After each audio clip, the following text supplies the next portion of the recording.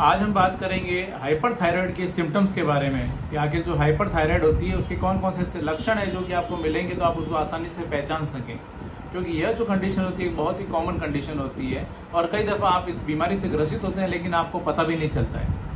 दोस्तों, जो हाइपरथायराइड होता है उस थायराइड के अंदर क्या होता है कि आपकी जो थायराइड ग्लैंड होती है जो कि एक तितली के आकार की ग्रंथि होती है जो गले में आपके यहाँ पे स्थित होती है, इस ग्रंथि के जो सिक्रीशंस होते हैं वो बढ़ जाते हैं क्योंकि यह जो थायराइड ग्लैंड होती है वो ओवर एक्टिव हो जाती है और उसकी वजह से T3, T4 जो इसके थायराइड हार्मोन होते हैं उसका सिक्रीशन बढ़ने के कारण आपकी जो ब्रेन से जो एक हार्मोन होता है जिसको बोलते हैं कि TSH, थायराइड स्टिमुलेटिंग हार्मोन, वह जो हार्मोन होता है वह थायराइड ग्लैंड को स्टिमुलेट करता है क्योंकि ताकि वो अपने जो सिक्रीशंस है वो बना सके या बढ़ा सके, क्योंकि आपका थायराइड हार्मोन जो है वो ऑलरेडी बहुत ज्यादा बन रहे हैं, थायराइड ग्लैंड जो ओवर एक्टिव है, तो उस कंडीशन में आपकी ब्रेन में मैसेज जाता है और वो जो ब्रेन से जो हार्मोन रिलीज होता है TSH, उसका सिक्रीशन जो होता है वो कम हो जाता है।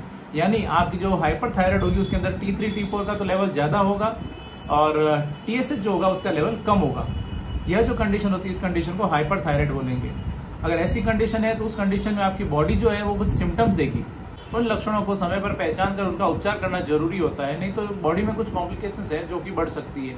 इन्हीं लक्षणों के बारे में आज हम यहाँ पर डिस्कस करेंगे कि ऐसे कौन कौन से सिम्टम्स है जो कि आपको हाइपरथायराइड जो डिजीज है उस डिजीज में आपको देखने को मिलेंगे, ताकि आप आसानी से पता लगा सकें कि आपको कहीं हाइपरथायराइड तो नहीं है। कुछ कारण होते हैं जिसकी वजह से आपकी जो हाइपरथायराइड जो होता है वो डिजीज होती है उससे आप ग्रसित हो जाते हैं, जैसे कि ग्रेव डिजीज जो कि एक ऑटोइम्यून डिसऑर्डर होता है। उस कंडीशन में ओवर एक्टिव थायराइड नोड्यूल्स के कारण वहां पर भी आपको ये जो सिक्रीशंस होते हैं वो बढ़ जाते हैं। इसके अलावा थायराइडाइटिस जो एक कंडीशन होती है उस कंडीशन में भी आपके थायराइड हार्मोन का सिक्रीशन बढ़ जाता है और आप हाइपरथायराइड से ग्रसित हो जाते हैं। लेकिन घबराएं नहीं, होम्योपैथी में हाइपरथायराइड के लिए बहुत ही अच्छी मेडिसिन अवेलेबल होती है, बहुत अच्छा ट्रीटमेंट होता है होम्योपैथी में, जिसके द्वारा आप अपने हाइपरथायराइड को कंट्रोल कर सकते हैं। उसमें आपको काफी हेल्प मिलती है।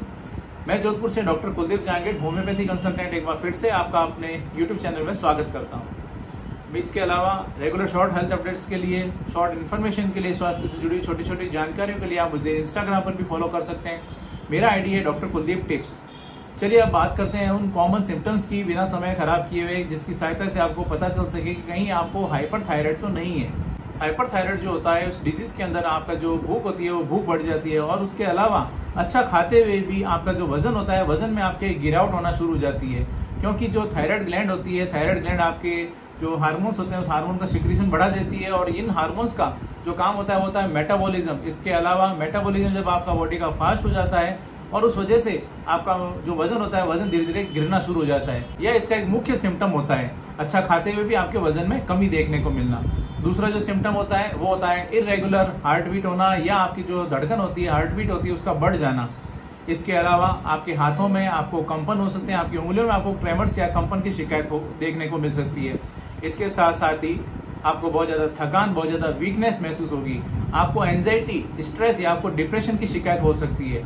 इसके साथ साथ आपको नर्वसनेस के भी आप शिकार हो सकते हैं। इसके साथ ही आपकी जो बॉडी होती है, बॉडी का जो टेम्परेचर होता है, टेम्परेचर आपका बढ़ सकता है और स्किन में आपको पसीना बहुत ज्यादा आएगा, आपको नमी महसूस होगी आपकी स्किन पर और आपको जो गर्मी से आपकी जो सेंसिटिविटी होती है वो बढ़ जाती है, गर्मी आपको सहन नहीं होती है।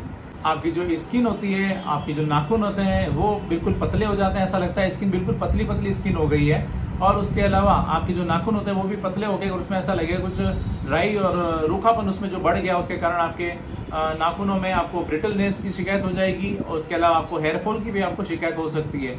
इसके साथ साथ ही कभी कभी ऐसा भी होता है कि आपके गले में आपको सूजन जैसी महसूस हो सकती है, जिसको बोलते हैं गोइटर, आपके गोइटर डेवलप हो सकता है।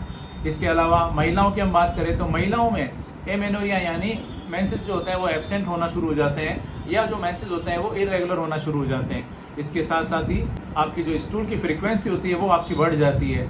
आपको लॉन्ग टर्म में अगर ये बीमारी बनी रहे तो आपको ऑस्टियोपोरोसिस की आपको शिकायत हो सकती है, आपकी हड्डियों में से कैल्शियम निकलना शुरू हो जाता है, उसकी वजह से आपकी हड्डियां जो होती है वो कमजोर हो सकती है। यह इसके कुछ कॉमन सिम्टम्स है जो कि आपको देखने को मिलते हैं अगर आपको हाइपरथायराइड की आपको शिकायत है तो। लेकिन घबराएं नहीं, अगर आप हाइपरथायराइड से ग्रसित हैं तो मैं सजेशन दूंगा एक बार होम्योपैथी जरूर लें। होम्योपैथी में हाइपरथायराइड के लिए बहुत अच्छी मेडिसिन अवेलेबल होती है, जिसके द्वारा आप अपने हाइपरथायराइड को कंट्रोल करने में काफी हेल्प मिलती है। प्रॉपर ट्रीटमेंट के लिए आप चाहे तो मुझसे कांटेक्ट कर सकते हैं। दोस्तों, यह एक छोटी सी जानकारी थी जो आज मैंने आपके साथ में शेयर की। मैं उम्मीद करता हूं आज मैंने आपके साथ में जो भी जानकारी शेयर की आपको पसंद आई है और आपके लिए फायदेमंद साबित होगी। इसी तरह मेरे साथ जुड़े रहें, इस चैनल को सब्सक्राइब करें, बेल आइकन जरूर दबाएं ताकि जैसे भी नेक्स्ट वीडियो अपलोड करूं आपके पास उसका नोटिफिकेशन आ सके। Thank you.